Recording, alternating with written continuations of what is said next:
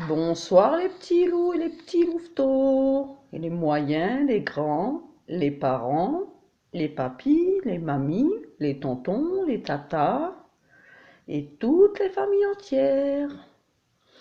Bon, je reviens ce soir pour une autre histoire. Là, cette fois-ci, c'est pas une chanson.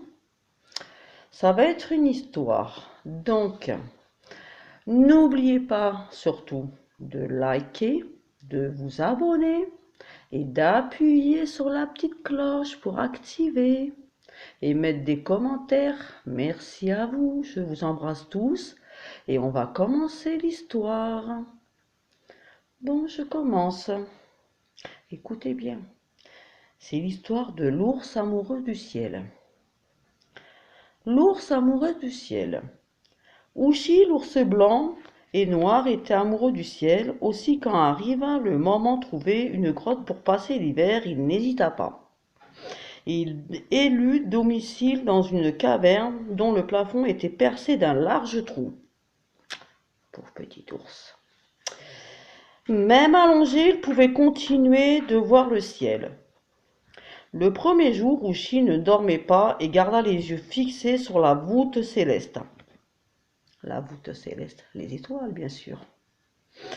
Le deuxième jour, il donna un nom aux nuages et aux étoiles. Mais le troisième jour, l'ours eut sommeil. Il était temps pour lui de dormir pendant l'hiver. Les ours dorment pendant l'hiver, c'est bien vrai. Ouchi s'installa confortablement dans sa grotte et attendit le sommeil. En vain, le trou dans le plafond apportait trop de lumière. Même la nuit, la lune et les étoiles éclairaient sa caverne. Pauvre Ouchi, mais il va s'en sortir, vous inquiétez pas. Très fatigué, Ouchi partit à la recherche d'une nouvelle grotte. C'est occupé, lui répondons. Il n'y a plus de place. Toutes les grottes alentour étaient déjà prises et personne n'avait l'intention de se serrer pour accueillir un nouvel occupant. C'est alors que Ouchi buta sur un drôle d'objet fait de deux disques noirs reliés par un fil de fer. Qu'est-ce que c'est, se demande-t-il. Après avoir regardé l'objet dans tous les sens, il le posa sur son ventre, sur sa tête, sur ses pieds et finalement sur son nez. Fabuleux! Hurla-t-il alors tout excité. Il ne voyait presque plus rien. Voilà qui allait lui permettre de dormir malgré la lumière.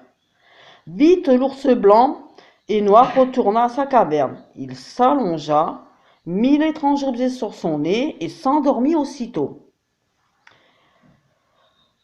Chi avait admirablement bien dormi.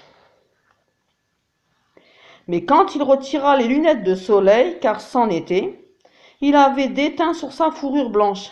Il garda ses masques noirs autour des yeux. Et plus tard, ses enfants eurent les mêmes. Ainsi apparurent les premiers pandas grâce à un ours amoureux du ciel et une paire de lunettes. Une histoire trop mignonne.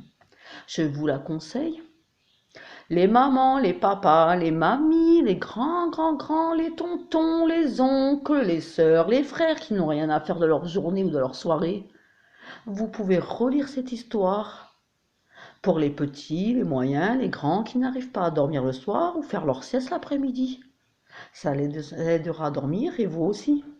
Je vous souhaite une bonne nuit à tous les petits loups. Je vous fais plein de gros bisous. Je vous aime, je vous adore. Bonne nuit à vous tous aussi, les grands, les moyens, les papis, les mamies, toute la famille. Les frères, les sœurs, les oncles, les tatas, les tontons, tout ce qu'on veut. Je vous fais d'énormes bisous et je vous dis à bientôt pour une autre histoire. Mais pensez surtout à s'abonner, à activer la cloche et à mettre des pouces et des commentaires. N'oubliez pas surtout. Je regarderai vos commentaires et je mettrai un pouce. Ça voudra dire que j'ai bien vu votre commentaire. Je remercie les 4 abonnés déjà que j'ai sur ma chaîne. J'espère en avoir plus pour continuer d'autres histoires et d'autres chansons. Et je vous dis à bientôt. Bisous, bisous mes amours. Faites de beaux rêves et à demain matin mes petits loups. Bisous, je vous aime, je vous adore tous.